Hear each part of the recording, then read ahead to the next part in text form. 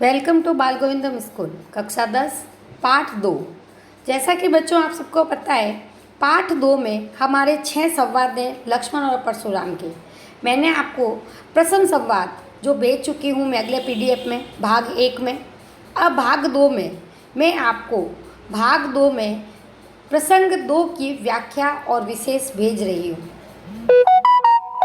व्याख्या कुछ प्रसंग का हमारा कुछ ऐसा है, राम और लक्ष्मण और परशुराम जी के बीच में जो वार्तालाप हुआ था, उन दोनों के बीच में जो संवाद हुआ था, उसका दूसरा प्रसंग कुछ इस प्रकार है। लखन कहाँ हंसी हमरे जाना, सुनो हो देव सब धनुष समाना। का क्षति लाभू जून धनु तोरे, देखा राम नयन के भोरे। छुवत टूट रघुपति न दोसु, मुनि बिनु काज करिए कतरोसु। बोले ही चित ही परसु की औरा, रे सट सुनी है सुभाऊ न मोरा। बालकू बोली बधुन नहीं तो ही, केवल मुनि जड़ जान ही मोही। बाल ब्रह्मचारी अति कोही, विश्व विदित क्षत्रिय कुल द्रोही। भुजबल भूमि भूप बिनु कीनी, विपुल बार मही देवन दीनी। सहस बाहु भुज दे छेद निहारा, परसु बिलाप महिप कुमारा। माता पितो जनी ही सोच बस, करसी महिष किशोर। गर्भन के अर्भक दलन परसु मोर अति घोर। बच्चों, ये आपके पाठ्य पुस्तक के अंतर्गत पाठ 2 में लक्ष्मण परशुराम संवाद का दूसरा प्रसंग है। जब लक्ष्मण जी ने परशुराम जी से क्या बात की थी मैंने आप सबको बता दिया था, मूल भाव मैंने आपको भेज दिया है। अब मैं आपको इसकी व्याख्या बताती हूँ। इस पंक्तियों की व्याख्या कुछ इस प्रकार है। बच्चों, एक बात और ध्यान रखना, जब भी हम प्रसंग लिखते हैं तो प्रसंग से पहले हमेशा प्रसंग लिखते हैं, व्याख्या करने से पहले हमें प्रसंग लिखना होता है उन संवाद का। उन पंक्तियों का प्रसंग मैंने आपको प्रथम पीडीएफ में भेज दिया है, वह सेम का सेम ही आपको लिखना है। अब इन पंक्तियों की व्याख्या कुछ इस प्रकार है। कवि ने कहा है कि जब परशुराम जी ने शिव धनुष की महिमा बताते हुए उसे सभी धनुषों से श्रेष्ठ बताया, तब लक्ष्मण हंसने लगे। हंसते हुए कहने लगे, हे देव, हमने तो सभी धनुष को एक समान ही समझा है। इस पुराने धनुष के टूटने से क्या लाभ या हानि होगी, ये हम क्यों सोचें। देखिए, श्री राम ने इसे नए धनुष को समान समझा, परंतु ये तो हाथ लगाते ही टूट गया। इसमें क्या दोष है? आप बिना कारण ही क्रोध कर रहे हैं। लक्ष्मण के वचन सुनकर परशुराम जी फरसे की तरफ देखकर बोले, हे सट, तुमने मेरे स्वभाव के बारे में सुना नहीं है। मैं तुम्हें बालक समझकर मार नहीं रहा हूँ, तुम मुझे केवल मुनि समझ रहे हो। हे जड़ बुद्धि बालक, मैं बाल ब्रह्मचारी और क्षत्रियों के कुल विरोधी हूँ। मैंने अपनी शक्ति से कई बार इस पृथ्वी को राजा विहीन कर दिया है, अर्थात राजाओं को जीतकर भूमि दान में दे दी। हे राजपुत्र लक्ष्मण, मेरा ये फरसा सहस्त्र बाहु की हजारों भुजाओं को काटने वाला है। इसे ठीक तरह से देख लूँ। अपने माता पिता को शोक का अनुभव मत कराओ। हे राजपुत्र, तुम अपने स्वभाव से मुझे क्रोधित करके माता पिता को शोक में मत डालो, क्योंकि मेरा ये फरसा गर्भ में भी शिशुओं का मर्दन करने वाला अत्यंत ही भयानक है।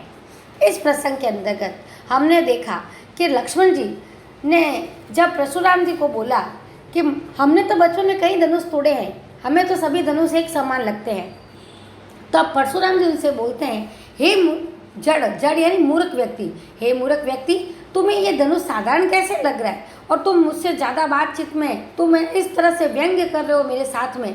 तो आज तुझे पता है कि मैं तेरा वध कर सकता हूँ, लेकिन जैसे ही वो कहते हैं कि मैं एक बाल ब्रह्मचारी जब के ऊपर हाथ नहीं उठाता, वैसे तो मैंने इस धरती को कितनी बार राजाओं से युद्ध करके इस धरती को दान में दे दिया था, यानी मैंने क्षत्रियों का नाश कर दिया था इस पृथ्वी पर। तो तुम तो मेरे सामने क्या हो। इसी तरह बात करते करते जब वे मानते नहीं है, लक्ष्मण जी उनसे व्यंग्यपूर्ण बातें करते हैं, तब वे कहते हैं, हे कुमार यानी राजकुमार, हे राजकुमार, तुम्हें अपने मृत्यु का डर नहीं है। तुम्हारी वजह से तुम्हारे माता पिता कितने दुखी होंगे, क्या तुमने इसके बारे में सोचा है? मैं तो तुम्हें अभी मार दूंगा और तुम्हारे कुल को शोक यानी दुख का, जब किसी की मृत्यु होती है तब अपन कहते हैं कितना परिवार में दुख हो गया, तो उस दुख को तुम प्राप्त करोगे। तो हे इस व्याख्या के अंतर्गत हमें लक्ष्मण और परशुराम के बीच में जो बातचीत हुई, मैंने आपको ओरल में भी समझाया है और लिख कर भी दिया है। अब इसी के साथ में इसका विशेष पढ़ लेते हैं। इसका विशेष कुछ इस प्रकार है। भाषा सरल, सहज और प्रभावशाली है। जैसा कि हम पंक्तियाँ पढ़ते हैं तो हमें ऐसा लगता है हम पढ़ लेते हैं और सरल भी है और प्रभावशाली है, यानी पढ़ते समय उसका प्रभाव हमारे ऊपर होता है।